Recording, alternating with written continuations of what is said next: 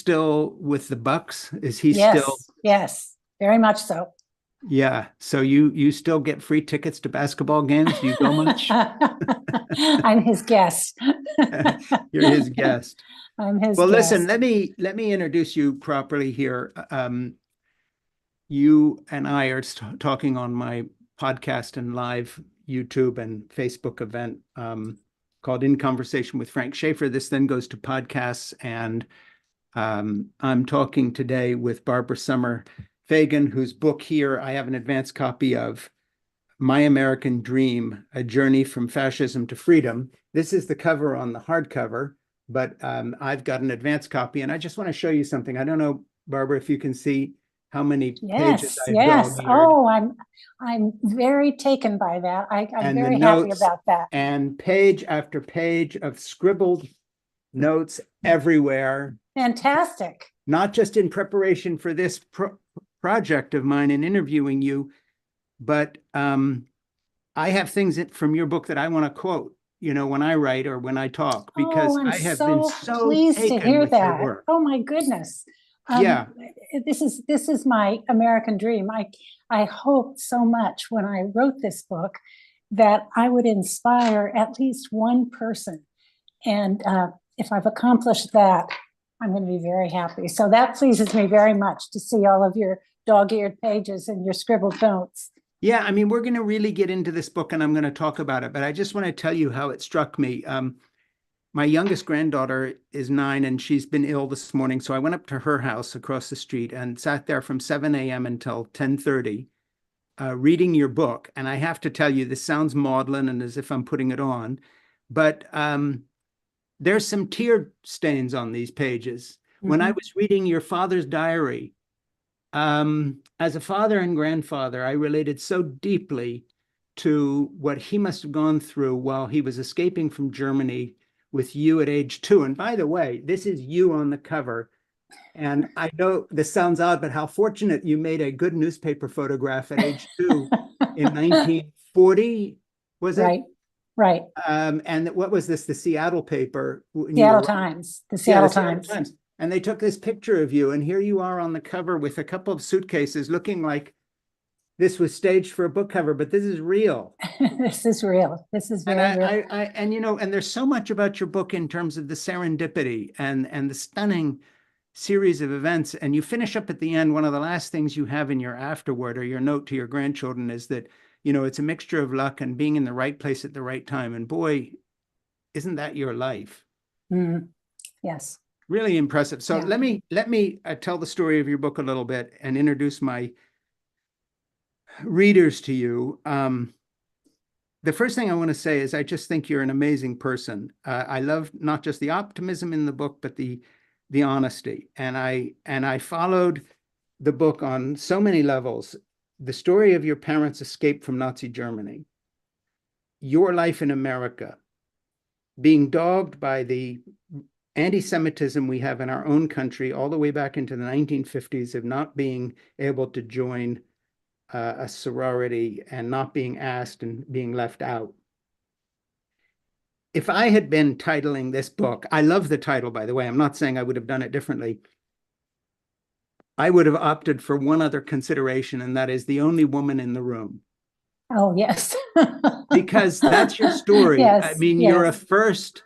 We're in the age of equity and inclusion. And long before that, purely on your merits, nobody in the HR department working for you because, quote, we need a woman in the boardroom or we need a woman somewhere. Here you are alone in the era of the 50s and the 60s, breaking every ceiling.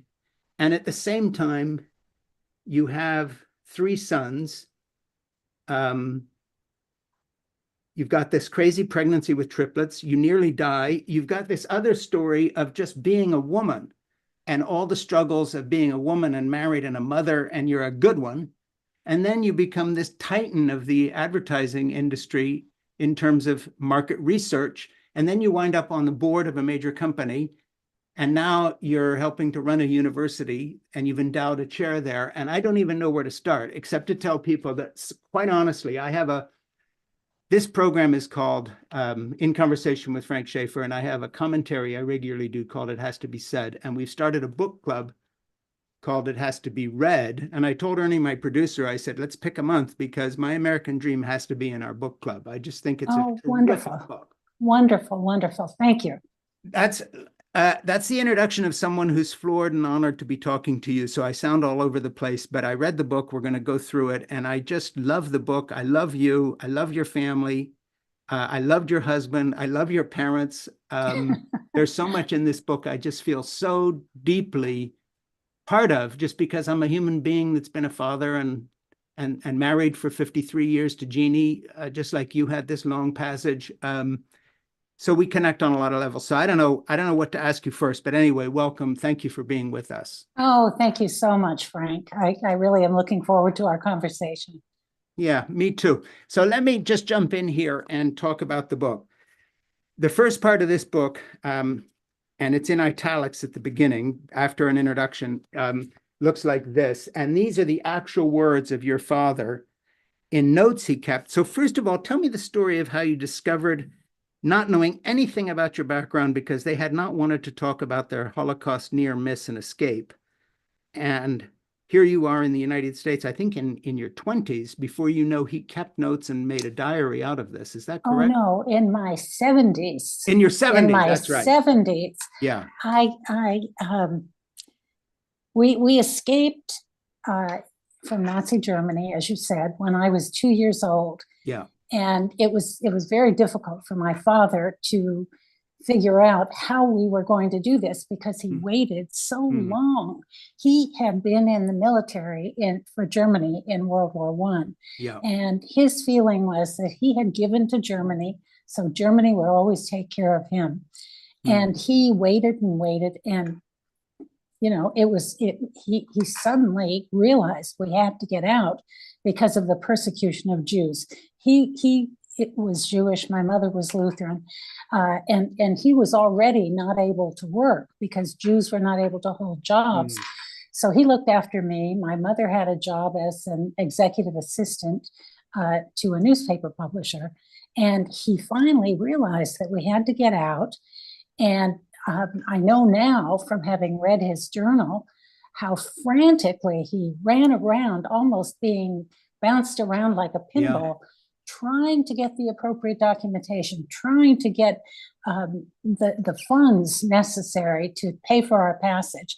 We finally got on this train because it was no longer possible to go across the Atlantic Ocean on a ship, which is what he had wanted to do originally. There were German submarines, so no more ships were going across the ocean. So we went on this 17-day train trip, and I knew always that we had escaped from Germany or that we'd come from Germany. Yeah. But as you said, I knew nothing of the details, nothing. My parents never spoke about it. They were totally focused on making a life in America, and they were so thrilled to be in the land of the free. Having come from a place where they were not free to do what they wanted, to say what they wanted, to be who they wanted to be. So not very long ago, maybe 8 years ago or so, I was sitting in my office in New York, and my phone rang, and it was my sister calling me from Annapolis, where she lived. And we spoke regularly about our families and so forth. And my sister, Carolyn, said to me, "Barbara, this is different. I have something really amazing to tell you. I have discovered this journal that our father kept during the run-up to your, she was born in America later. Yeah. During the run-up to your escape and during the escape itself. And I'm going to send you this journal." Well, Frank, she sent it to me, and I mean, it's not in a book. It's loose leaf pages, all written in my father's own handwriting. And a shock really ran through me when I held it, and when I began to read it. I could not believe what my parents had gone through, the horror, the terror, the real fear for their lives. they talked about this 17-day journey on this horrible, horrible, dirty, awful train that went from Berlin through Lithuania, through Russia, including Siberia, a piece of China, Korea, and finally to Japan, where we then took a Japanese ship, the Hikawa Maru, to Seattle. Very sort of unusual in that time. Of the boat. Yes, exactly. Well, I didn't know how awful this trip had been. My parents, they had the clothes on their backs, what they could carry, a couple of suitcases, and me. And they brought a tent, not knowing what would become of us when we got to America. And maybe we would have to live in this tent. My father had $10.50 for our family. And the train trip was terrifying. As I mentioned, it was 17 days, and the train stopped 14 times, as he talks about in his journal. And each time, my parents had to show their documentation. Sometimes people went through their couple of bags, and they were terrified that they would be taken off the train, and God knows what would happen to them. Yeah, and your mother's throwing some silver she's taken with her out the window, because if the Gestapo checked this out, you're done for, because she wasn't allowed to take anything with her. Absolutely, absolutely. And that was her big idea. She thought she'd hide this silver. And when we got to America, she could sell it and they would have a little more money. Well, and they even brought a tent with them, thinking, well, maybe there'll be no place to live in America. Maybe we would have to live in the tent. Exactly. So the train was so dirty, and there were days when they did not have food, when they didn't have anything to drink. It was horrifying. And to imagine going on a 17-day train trip with a 2-year-old is kind of beyond my comprehension to begin with. Having had several 2-year-olds over the years, I couldn't even imagine. So then they hadn't been telling you about this. So you're 70 years old, your sister, or whatever age you were. I got it wrong the first time, but your sister calls you, and she was born in the States and was younger, and your family always rejoiced in the fact that she could grow up and be president. Correct.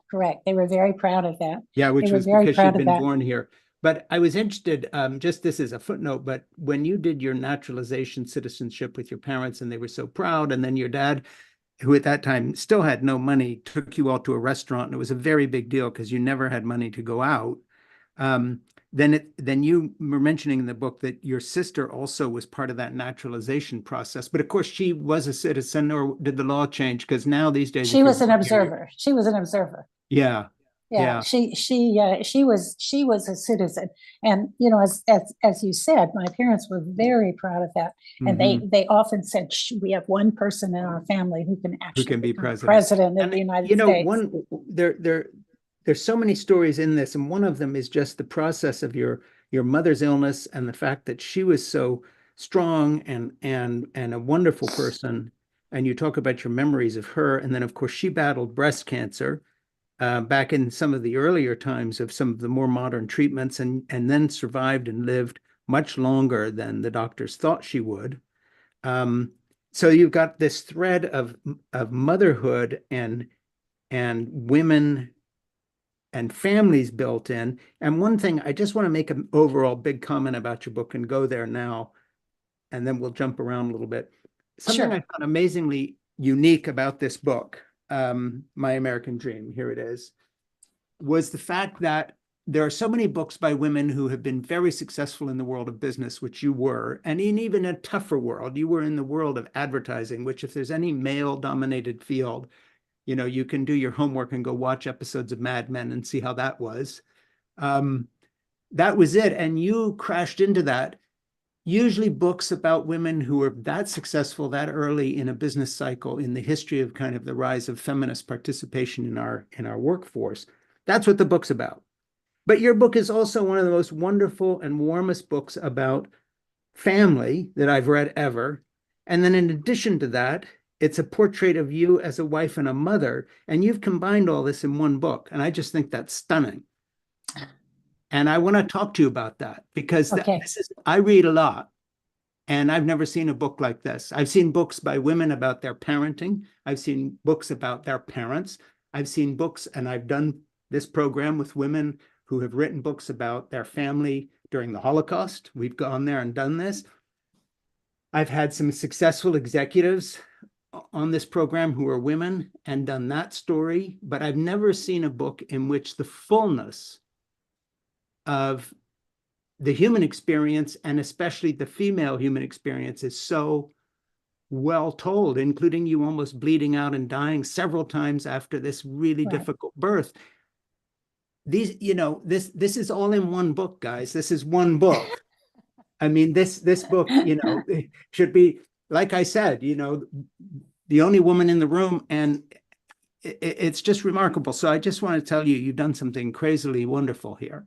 Oh, thank you so much. I really, when I got this journal and I read this journal, and I learned so much about my parents, their character, their bravery, their courage, their determination, their perseverance, and through all these challenges and hardships, their optimism, their absolute optimism and resilience. And I never knew these things until I had read this journal, and I was in my 70s at this point. And I thought, I never want my children to be as ignorant of what came before them, because that's what makes us all what we are, as I had been, about what came before me. And that's why I told the story with its various threads and strands the way I did. I wanted them to know about the total me, every part, every facet of who I was, because I thought that was important for them and for their children. Well, and it's very much to your family. And of course, I think that's what gives it this sort of warm vulnerability, because it's almost as if you're writing to your children and grandchildren. But of course, you've taken us all into this story. So let me touch a few points. You experienced, I think, was it 1955 you were at Whitman? Yeah. Okay, so in 1955, you're kind of being excluded because you are, from a Jewish background, and there are the sororities there, what's the Greek system, whatever. That ties into an experience as a child, which is so ironic, that you're chased down a street by some bullies when you're a little girl screaming something about you being a Nazi because you're German. A dirty Nazi. Yeah. And a few years later, you're being excluded from a sorority at Whitman because you're Jewish. So here we have both immigrant experiences. You've got the anti-Semitic experience at one end when you're a young adult, and you've got this kind of typical sort of anti-whatever immigrant thing. And here you're an escapee. Could you just talk a little bit about the paradox of those two things, because it's like neither of them got who you really were, or what life is really about, and yet you've seen both things through your life, not just your parents but you. And then we'll get to your sort of crashing into the advertising business. Okay. When I was in the second grade, and we lived in Chehalis, Washington, a tiny, tiny little town of 5,000 people, near nothing, between Seattle and Portland, 100 miles away from each. And I was in the second grade. We were a family unlike anybody in this town. This was a town of generations of families who had lived there. Nobody like us. There were, I think, 2 Jewish families in the town. So there was no Jewish culture to speak of at all. And, we all spoke no English when we came, only German. And then I eventually learned to speak English, and my parents always had a German accent, and we looked different from everyone else because we had nothing. I had to wear clothes that were hand-me-downs from the neighbors that my mother kind of awkwardly remodeled for me, in quotes. But we were different. We were different from everybody, and it was the last thing I wanted to be. I wanted to be just like everybody else. So I was going home from school. I was in the second grade, and these boys were chasing me and shouting and yelling, "You dirty Nazi, you dirty Nazi." And I ran into the ladies' room of the Texaco station, the service station, to hide from them. And I locked the door, and finally I waited and waited and waited, and finally I didn't hear them anymore. And I thought, gee, it's safe to go out now. And I couldn't get out. I had locked myself in. And I thought, oh my God, what do I do? Second grader, 7 years old. And I saw there was a window above the sink in the ladies' room there. And so I climbed up on the sink and I jumped out of the window and I ran home to my mother, sobbing and sobbing. They called me a dirty Nazi. Well, my mother was floored, could not believe it. Here we had run for our lives to escape from the Nazis. Yeah. And their daughter is being called a dirty Nazi. She was just stunned, stunned. So that was a very memorable, kind of traumatic moment in my young life. And then going on to Whitman, it's very interesting because at the time that I went to Whitman, which is a small private liberal arts college in the eastern part of Washington State, the norm was that everybody, I mean, nearly everybody, men and women, belonged to fraternities and sororities. And Rush happened right after we got to school. So I went to Whitman, so excited to be going there and very happy to be going to college and going to this, quote, big city of Walla Walla, population 25,000. Yeah. And I went through Rush like all the women did, and we went to parties and teas and picnics and what have you. And the day the bids came out, I went to my mailbox and it was empty. No bids. And I thought, well, this has to be a mistake. This can't be. So I sort of poked around and checked, and it was not a mistake. Yeah. And I had no idea why I would have been shunned by these sororities. I had no idea. I thought, I'd done well in high school. I'd been very active. Sure. I'd done well academically. I couldn't figure out what was wrong with me. And it was so humiliating because it was this small school where everybody knew everybody else and everybody knew what was going on with everybody else. It was just terrible. It was terrible. I thought, I've got to walk tall and be proud and go about my business as best I can, try to make friends. And eventually I did get invited to join a sorority. And it never sort of went backwards to find out what had been the problem. And fast forward to my 50th 50 reunion, when my classmates and I were all sitting out on the lawn having a picnic lunch on a beautiful sunny day. Everybody's happy and chatting about, what's happened in their lives and all that sort of thing. When the woman sitting across from me, who had been in a different sorority from the one I finally joined, leaned over and whispered to me, we would really have liked to pledge you, but we couldn't. It was the Jewish thing. Yeah. Well, Frank, I almost fell off my chair. I was very naive. And as I said, I didn't grow up in a Jewish culture at all. Yeah. It had not even occurred to me that might have been the problem. So I had a very mixed reaction. I thought, oh my God. On the other hand, it filled a very important puzzle piece into my life to understand what that had been all about. Yeah, I mean, it's an interesting bookend because later you've never been to Germany and you didn't want to go. And later in your life, you head back and sort of bookend that experience because you were dreading that.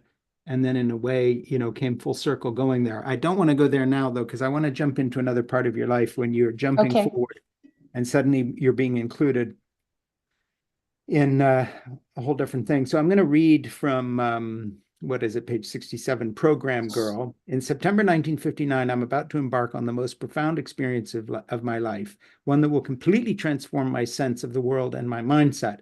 In the winter of early 1959, my years at Whitman are coming to a close. I have no idea what I'll do next. Young women in the late 50s don't really have many options. We can become nurses, teachers, or typists, or get married. None of those options interest me at all. So what am I going to do? What's the next move? From the older sister of a friend, I hear of a graduate program run jointly by the Harvard Business School and Radcliffe Graduate School. Women are not admitted directly to the Harvard Business School. It's for men only. So this program for women, called the Harvard Radcliffe Program in Business Administration, or the program, is said to be, quote, separate but equal, unquote. It's modeled after the first year of the Harvard Business School MBA program, the same courses taught by the same professors, but in a different place across the Charles River in Cambridge at Radcliffe. And you tell that story, and I just want to give one anecdote. And within that time frame, you're invited to some event at Harvard, I think the Harvard Club or somewhere. You can tell us about it. And you come up to the door and the man says, oh, no, this entrance is for men only. You go down this back street around the back of the building and go in there. I put those events together and I'm just saying, wow, you know, man, you were climbing a steep mountain. And in addition to which, I just think, again, it was so telling that you're combining these stories with also a happy marriage, a family, children, being a working mother, and at the same time, intensely successful. And again, it's just, maybe you take it for granted, but these are not stories you usually see bound between the cover of the same book. I just think it's amazing. So talk about that whole Harvard thing, what it led to. Why was that such a turning point for you? It was, well, first of all, my worldview, so to speak, was very, very narrow. I had grown up in Chehalis, this town of 5,000. And my parents, of course, were Berliners. And my mother in particular always was very concerned that I had such a narrow worldview. And I thought she was kind of snobby about it. You know, she always wanted me to kind of get out there and see and learn more and what have you. When I went to Boston, it was the most amazing experience. It was, you know, all of a sudden I sort of understood what my mother was talking about. Well, and you're going to the Boston Symphony and you're doing all these things that your mother's culture background in Berlin had been about. And now you're doing. Right. The history, the culture, and the diversity of people who were there. You know, there were, I mean, most of the people that I met were people who were in the business school and the law school at Harvard and so on. And these were smart people who had, you know, there was a period when a lot of the men had been in the service before they came to school. Yes. And so they had sort of more of a worldview than anything I had ever had. And then, of course, learning about business, I thought I sort of had an idea of what business was all about. I'd always worked, and I liked working and liked making money, and our family had so little money. Money was always important because we never had enough, you know. So I learned very quickly when I was in the Harvard Radcliffe program that I didn't know much about business at all. So that part of it also was a very mind-opening experience. Terrific. I mean, terrific. Yeah. Really. And the story that you told, you know, it's it's a funny story. Women were not allowed to go to the Harvard Business School's classes. Those were for men only, but they had big, they often invited sort of the tycoons of business from around the world to come and speak. Wonderful, wonderful speakers. And we women, we were called girls. We girls and you know, they called them men and they called you girls. Right. And we were girls. And we girls were invited to come to listen to these speeches. And they had cocktail parties afterwards, which were, you know, fun. And we got to meet interesting people. And then they always had a dinner to honor the speaker. And the dinner was hosted by one of the famous professors from the business school. There were a handful of business school men, and they always invited one program girl. And the incident that you talk about, I was the program girl who was invited to dinner. Once again, the only woman in the room. Right, exactly. And I was so thrilled to be invited to this dinner. I could hardly wait to go. Got all dressed up, went marching off to the Harvard Club in Boston. And the story that you told is what happened. I went to the door and I you know, sort of went right up to the door, and the doorman held his hands up and he said, no, you can't come in here. And I said, well, I'm invited to dinner here. He said, no, you can't come in here. And I said, but I'm invited to dinner here. He said, you have to go around the alley and go through the kitchen. And it didn't even occur to me to be rebellious or upset or anything else. I was so happy to be at this dinner. I just did exactly what he said, and I went off to dinner. And years later, on reflection, I thought, the whole thing was kind of ridiculous. Yeah. To have these two identical programs, one for men and one for women, because women were not thought to have enough value to really invest in a second year of business education. So let's just give them 1 year, and let's not give them an MBA. Let's give them a certificate, the girls. And, fortunately, that's all changed, and women now do go to the Harvard Business School, which I'm very happy to say. And I don't know what's going on at the Harvard Club, but hopefully they've made some changes as well. Let me fast forward and bookend that story with another one, which is in a different context, but is the same story in an odd way. You're an executive, you're a big deal. This is many years later. You can fix me in on the year here. I'm never good on dates and times, but you can fill that in. But it's far in the future from this story. And you're now going to Mitsubishi in Japan as part of an advertising marketing research delegation from your big time advertising company. We're going to get into that, how that all happened.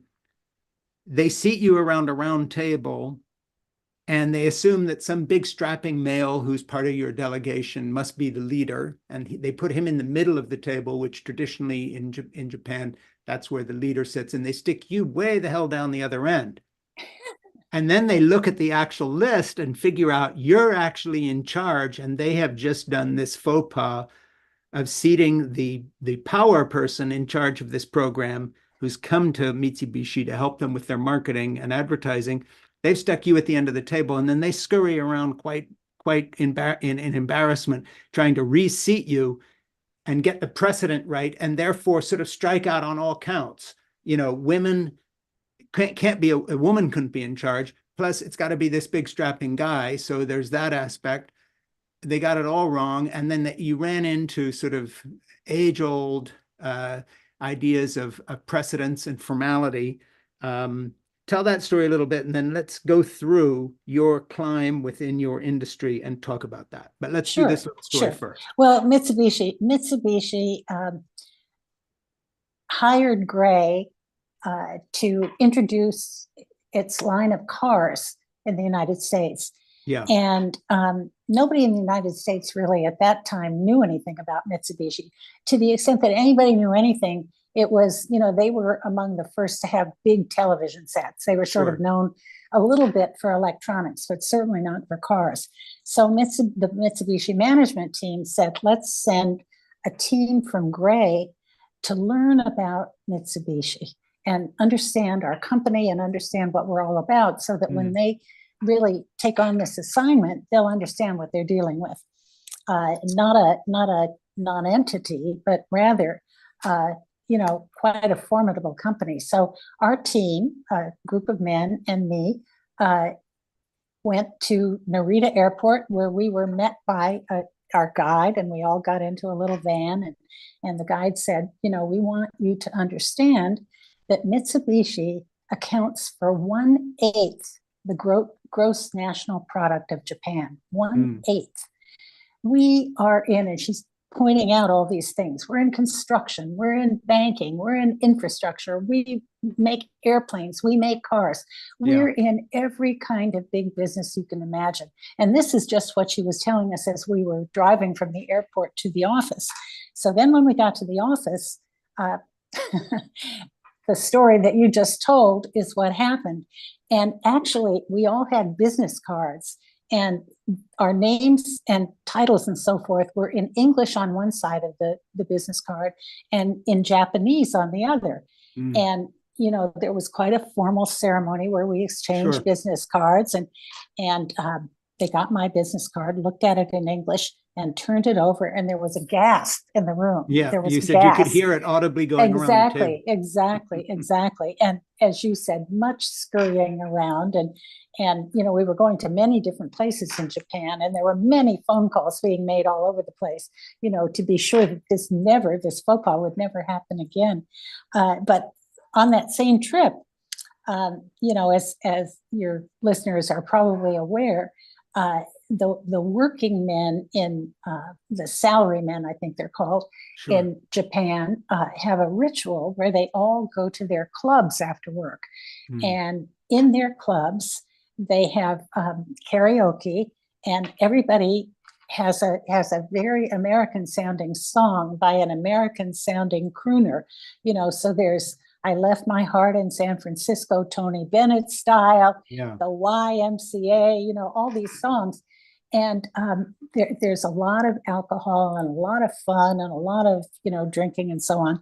And they invited all the men on our team to go with them to their club after work. And I said, well, I would like to see this club. Oh my goodness. Now what do we do? Big huddle. What do we do? She's a woman. What do we do? Well, they finally came up with sort of a compromise. They said, well, we will have a guide take you there, but you can only stay for 10 minutes. And then you have to leave. And of course, the guys stayed there for the whole evening and sort of enjoyed themselves. But it was it was kind of an interesting experience. Yeah, well, it was a good bookend to the Harvard thing.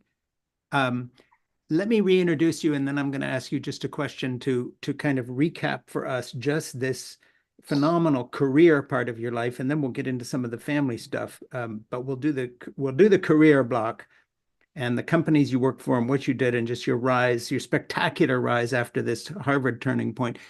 This is In Conversation with Frank Schaeffer. I am Frank Schaeffer. My guest today is Barbara Sommer Feigin, and her book here, I have an advanced copy, My American Dream, A Journey from Fascism to Freedom. That is Barbara, age 2, on the cover, having just arrived in the US, having survived and escaped from Nazi Germany. And Barbara has been in many things in her life: a young German-speaking refugee who fled with her parents from Nazi Germany in 1940, a wife, a mother, a caregiver. Now, what's so interesting is usually put that stuff in the biographical notes, but the book's only about one thing. No, this book's about all of that, including, by the way, listen up, please, everybody, balancing a meteoric career as a woman at the top of a business where she's the only woman in the room most of the time, including board seats, and being a mother and a wife and having a home, and also making that a priority. And that's really unbelievable, because there's so much written today about, quote, balancing career and family. Quit reading anything else. Just read Barbara's book, because it's all there. That's not in my introductory notes. So I would just ask you to give us a recap of that stuff I was talking about, in terms of just, okay, you're at Harvard, and then take us a little bit through your career and the milestones and the firsts, and the fact that you're in advertising doing research and you've got huge accounts. If I remember rightly, I mean, everything from Mars Chocolate to Revlon and all these people you met and everything else. This is an incredible career. So just sort of take us through that part of your life. Okay. I when I got finished with the program, I knew that I wanted to go into marketing. And marketing happened in New York. So I thought, well, I'm going to have to take myself to New York. And sort of like my parents, I came to New York with nothing, no friends, no job, no place to live, no money. I arrived at Grand Central, and I had my suitcase, and I had to leave it in a locker there because I didn't have a place to live. So I found a job at the then Vic Chemical Company, now part of Procter & Gamble, the makers of Vicks Vapor Rub and Formula 44 and all those good brands that all of us have known and used over the years. And, in those days, well, even today, the career path stepping stones in marketing were jobs in product management and brand management. And just as we've been talking about, those jobs were completely closed to women. And so I thought, oh my gosh, what am I going to do? I want to be in marketing. So I kind of had to go through the back door into market research. And that's the kind of job I got at Vic. And I loved it. It was just great. I loved working on these big brands and doing research that helped, the real marketers make important decisions and so forth. And I'd been there for about a year and had done well, gotten good feedback. And I thought, well, I think I need to talk to my boss about my career path development. So I made an appointment, went in to talk to him, and I gave him my thought. I wanted to talk with him about my career path, and he just stared at me. And then he threw back his head and he just started roaring with laughter. And I said, well, Tom, why are you laughing? He said, career path. There is no career path. I said, well, what do you mean? He said, women, they get married, they have babies, they leave. I said, Tom, I plan to get married. I plan to have babies, but I went to business school. I plan to have a career. Well, he said, Barbara, if you want to have a career, I can't help you. You have to leave. And so I did. And I found my way into the advertising business, which I absolutely loved right from the get-go, right from the minute I walked in. I loved the strategic problem definition, problem solving. I loved the creativity. I loved the collaboration, getting a lot of smart people together to solve problems and make important things happen. And loved it, did well, got good feedback. A couple of years down the road, I was married and I found that I was pregnant. And so I thought, well, I'll work until the baby is born and then I'll take a few weeks off and then I'll come back. And I began to show and I thought, well, I better go tell my boss about this. So I went in and I said, I've got great news. I'm going to have a baby. And my boss, whose name was Val, he said, Barbara, that's great. I'm so happy for you and Jim. Congratulations. That's wonderful. And I said, let me tell you my plan. And I told him, work until the baby's born, take a few weeks off, come back. Oh, and his face sagged. And he said, no. I said, what do you mean? We don't do that. You don't do what? We don't have maternity leaves. I said, but Val, that's my plan. I told him again. He said, well, I can't help you with that. I have to go to the higher ups about that. And I said, thank you. That's great. And he did go to bat for me with the higher ups. And a few days later, he called me and he said, I've got great news for you. You've got a maternity leave. He said, but right away, he said, but I have to tell you, we're not going to pay you during the time you're out. And we can't promise you that you'll have the same job when you come back, but you do have a maternity leave. I said, thank you. And I really was very grateful for this because and what year was that, by the way? Do you remember? 1966. 1966. Okay. Yeah. I really realized it was the first ever in this big prominent agency, and it sort of set the pathway for all the women who came after me, which was really a big deal. It was really an important thing. Yeah. So then had the baby and continued working there, and I began to hear about this agency called Gray Advertising. They were bringing in all these big accounts, as you were talking about, sort of one after the other, and they were on a real roll and getting very, very well known for, doing a really good job with the accounts that they had. And I thought, I wonder what's going on there. Something they must be doing something that's attracting all this business. So I began to go to some conferences and I listened to some of their senior executives explain what Gray's approach was to developing and building advertising, building brands, building communication strategies, and so on. And, in advertising at that time, advertising was developed kind of from the gut, so to speak. A bunch of smart people sat in a room and brainstormed, and it was mainly men and most of the advertising dollars were being spent on consumer products, which are Sure. sold principally to women. So the men sometimes asked their wives what their opinions were, sometimes asked their secretaries, but by and large, it was men working from the gut. Gray said, we're going to turn that whole concept on its ear. We're going to work on trying to figure out strategically the whole upfront part of the equation. Hmm. Who should the advertising be for? Who should it be against? What's the competition? What's the message that's going to persuade people to come to our brand versus the competitors? Yeah. What's the emotional connection that we can make with these people? And we at Gray, later including me, but at that time not, Gray had developed all kinds of important new research and analytical tools and techniques Sure. to do large scale attitude research. So they knew not only demographically who their targets were or what their behaviors were all about, but they knew all about their wants and needs, their wishes and hopes and dreams, their worries and concerns. And out of all that data, they developed strategies to help build brands through advertising Hmm. that was focused on the right people against the right competition and with the right messages. And I thought, oh my gosh, I want to do that. I want to do that because this is an agency where the kind of work that I do really matters to the agency. I mean, it's kind of part of the lifeblood of the agency. Sure. It's the starting point for making things happen. And I was very interested in making things happen. So I sort of scouted around and I finally got an interview at Gray with a very wonderful woman whose name was Betty Coombe.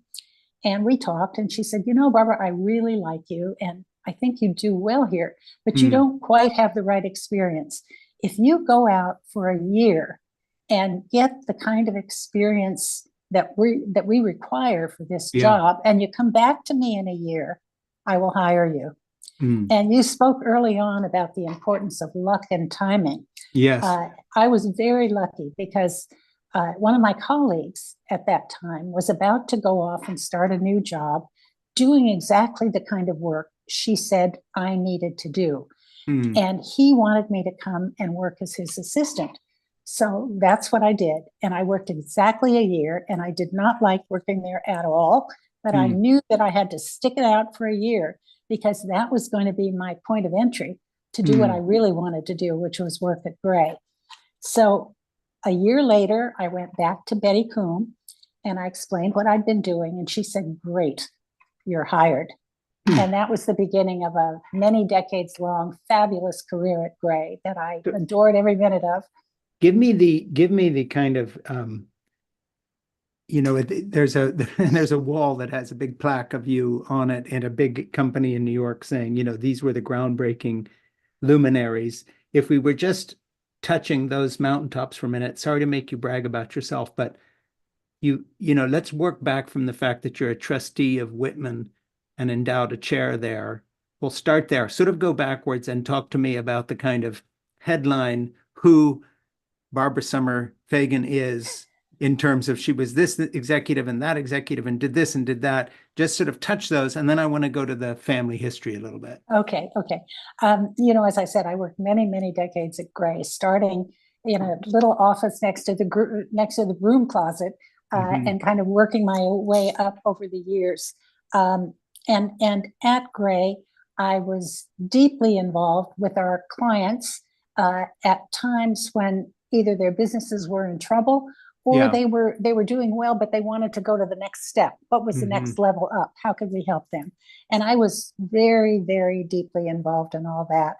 I worked with fantastic clients, some of whom you mentioned, including Mars, Procter and Gamble, 3M, um, the U.S. government. We worked for the Navy and for the Yeah. National Highway Traffic Safety Administration, and on and on. At Bloomingdale's, we were in every kind of business you could imagine, working with wonderful Well, and clients. that one advertising campaign you did for drunk driving and teenagers Mhm. actually was credited with lowering the rate of highway driving It fatality. was fantastic. It was fantastic do you have time for me to talk about it for a second? Yeah, but I want you to, I'll I'm go my own through the worst high points. enemy. Okay. I want you to Okay. just touch the Okay. high points. Okay. You gotta All right. brag for a minute, Barbara, because Okay. you Well, know, eventually I became a vice president at Gray, and that was very unusual for a woman. But even more yes, unusual was the fact that I became a senior vice president at yeah, Gray. And at that time, there was a little announcement of that in the New York Times and the Wall Street Journal as well. And the yeah. Wall Street Journal sent me a plaque with Hmm. an etching of their announcement, and it Yeah. said, "The Wall Street Journal, read by all the men who make things happen," and then my announcement. And I thought, Yeah. what's wrong with this picture? Yeah, the picture of the pack is in the book. It's like, oh, wait a minute, there's something wrong with this. All the men that make the history, and here's the woman, that's just done it. So, Well, eventually I became an executive vice president and the head of strategic services for Gray worldwide, traveled the world for our agency and with our clients. And I became one of the 6-member executive management team of the agency. Again, yeah. the only woman in the room. Now, And then wait a second, before you breeze by it, then you become a board member of a huge. Well, I was going to say, yeah. I was just going to talk about that. I became a member of the board of the VF Corporation, which is the company that owns big brands like the North Face and Vans. And at that point, it had a lot of jeans brands as well. And once again, you're the only woman in the room. The only woman in the room. And the men in the room had no idea what to do with me. I think they kind of looked on me as, quote, the woman. And they talked among themselves, and they talked over me. And I learned I had to just keep raising my voice until they stopped and listened. And when they listened, they realized that I did have something to contribute. Yeah. And after that, I became part of the board as opposed to the woman. So, I joined a couple of New York Stock Exchange boards. And then when I retired from Gray, I began to work with JP Morgan Capital Partners. And again, being, I wasn't the only woman in the room, but I was certainly one of very few women in the room. Yes. And they asked me to sit on the boards of some of their portfolio companies representing JP Morgan Capital Partners, particularly companies that were in the consumer products area where I had expertise, and basically they did not. So I did that. And then you talked about my involvement with Whitman College, where I went to college. I became a trustee at Whitman College. And it was an interesting time because they had a new president, and the president was interested in developing a new strategic plan for taking Whitman forward. And that was kind of my background and my sweet spot. So I could really contribute a lot to that. And the other thing that I did there that I'm very happy about is I worked with one of the other trustees to talk with first generation students, people who were the children of refugees or immigrants and other people who hadn't gone to college, and really try to understand what their feelings were about Whitman. And they really needed a lot of support, which they weren't getting.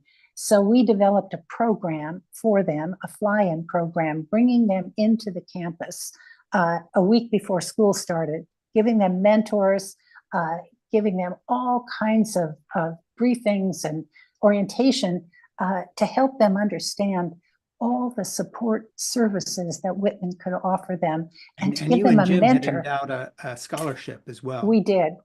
Again, for refugees and immigrants or children thereof. And when I was at Whitman, very few people went into the private sector, went into business. So I wanted this scholarship to be for people who wanted to go into the private sector. And by the way, thank you for not correcting me, because I said it was a chair before and it was a scholarship. Right. Thanks. I know I got it wrong, and you were very nice, which is why you're a great leader, because you let me speak my error. It's all okay. It all went to the same place.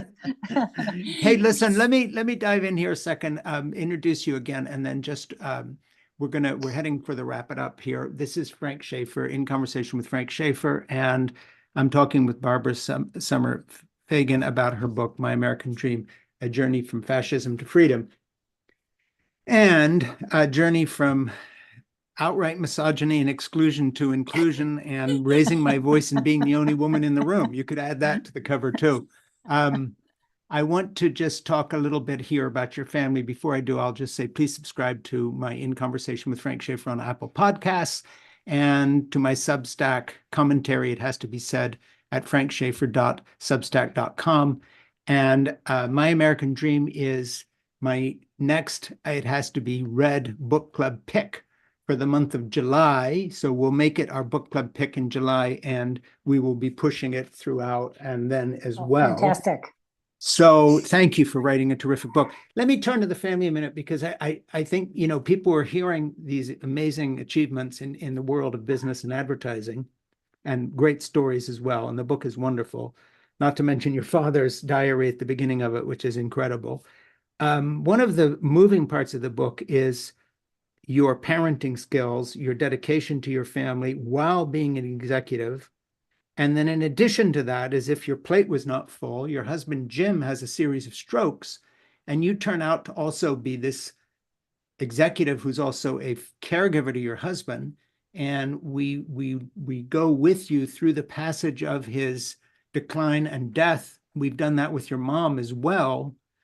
And again, I just want to say, I've never seen all of these threads in one book. I've read whole books about a caregiving experience, whole books about I nearly bled out when I had my triplets, and here's how it happened.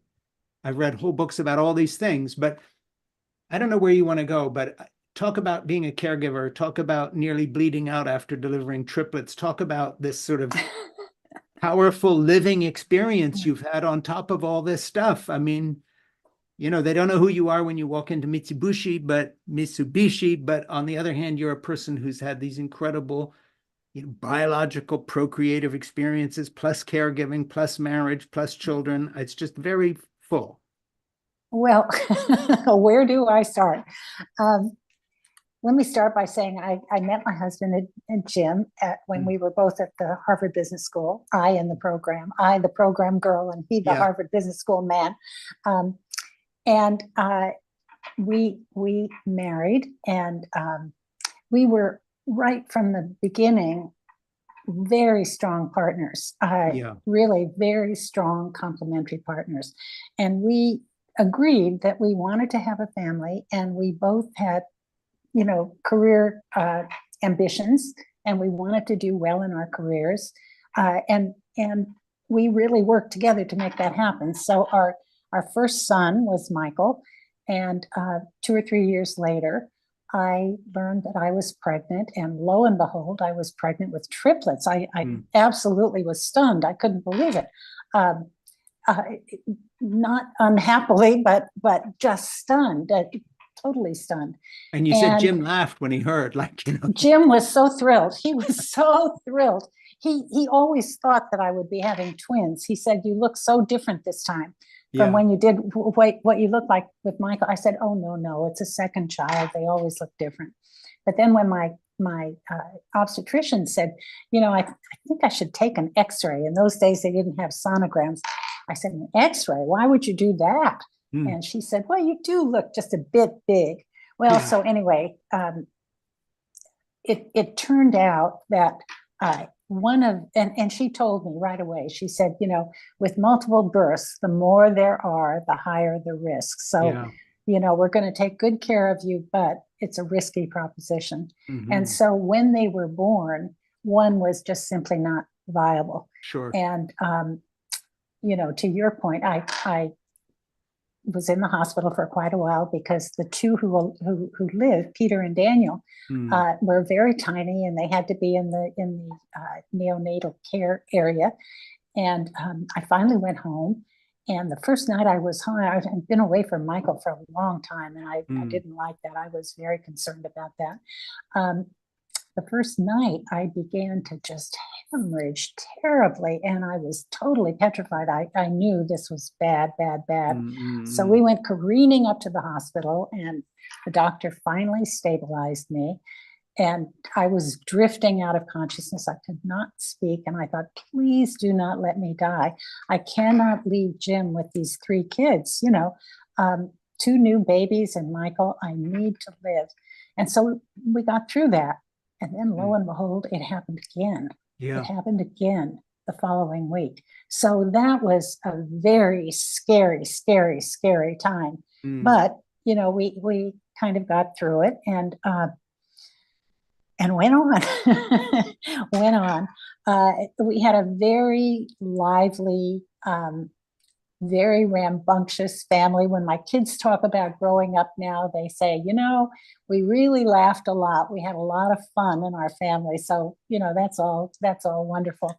And Jim was a very, very involved father. He loved kids, and he loved his kids in particular, and they knew it, and they just adored him, so we had a very loving family, I would say, with strong bonds. Jim and I didn't do a lot other than be in our family and work. Those were our 2 things. Well, you kind of filled your time, and then he got quite ill. Oh my Speaking of your gosh. kids, one of them wound up managing or owning, I forget which, one of the NBA teams. Right. He's the president of the Milwaukee Bucks, Peter That's it. Feigin. And he's got, Yes. there's a picture of him with the with the trophy. the trophy, exactly. Yeah. But let's not go there. Fabulous. That's a different story. Fabulous. But wow, your kids have done Well, amazing let me things. tell you about Jim.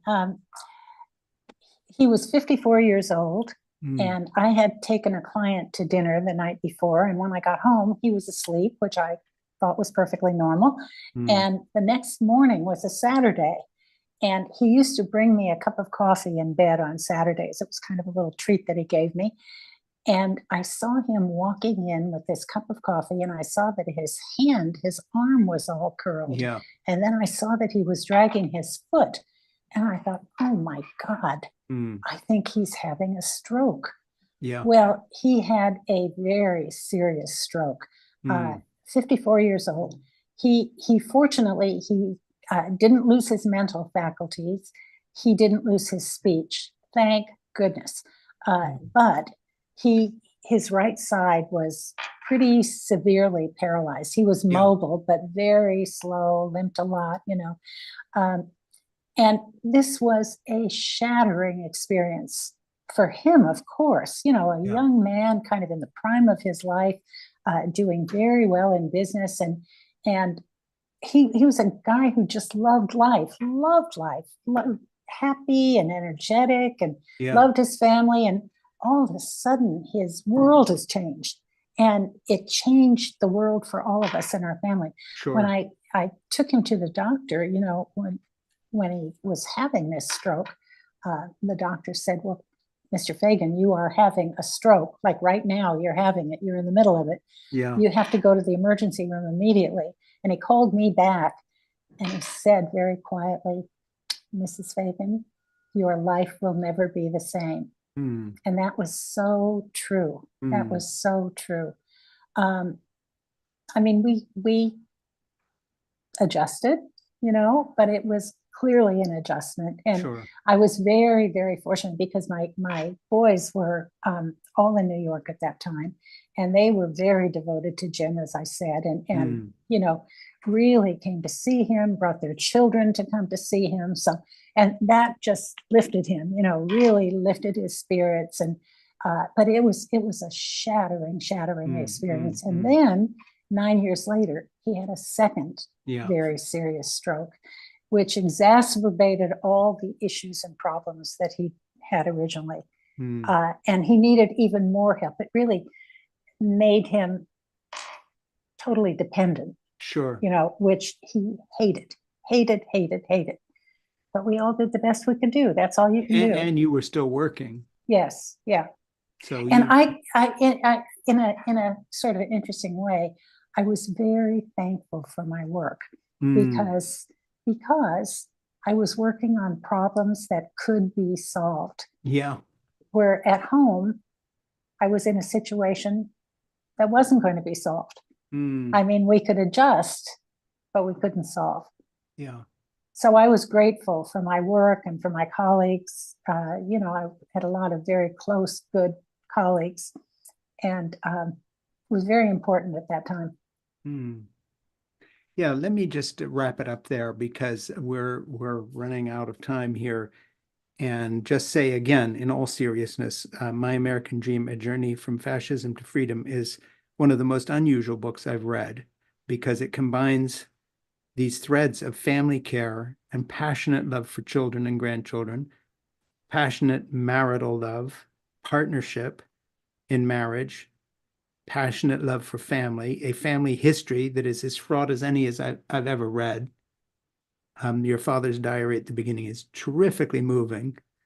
And then, lo and behold, within this book, My American Dream is one of the great women's success stories before it was a thing. So Barbara was the only woman in the room, and she wasn't there because of some executive decision to, quote, hire more women. She was there battling uphill the whole way, strictly on the merits, and then was terrifically successful. So I think it's a great American story. It's not just My American Dream. This is a great American story, and I love it. So we're going to make it part of our book club. And Barbara, I can't wish you anything but the best with this, and just let you know that you have made a real friend through your writing. I consider myself your friend because I love the book. I love your family. And we'll do anything we can to let people know about this book. If you think of things, please let Ernie and my producer and I know, and we will do that. And we're going to push the hell out of it in our book club. And I just can't thank you enough for writing this book. Oh, thank you so much, Frank. It's been so good to be with you. May I tell people my website? You will link. Yeah, you can please tell them now. And then Barbara Ernie, my Feigin. producer, will link to you on Oh, everything. fantastic. Fantastic. Barbara Feigin, Feigin, one word, .com. My website will tell you more, and you can buy the book through the website as well. Yes. And it's been great being with you. Ernie is going to put all these things so people can link to you. And by the way, when I ring off here, to use the old phone term, stick around for a minute and talk to Ernie to make sure you get all this squared away. Don't go anywhere. When I end this, thank you for the book. Thank you. Yeah, thank really. You very, very much. It's been wonderful to be with you. Thanks. Me too. This is a real privilege.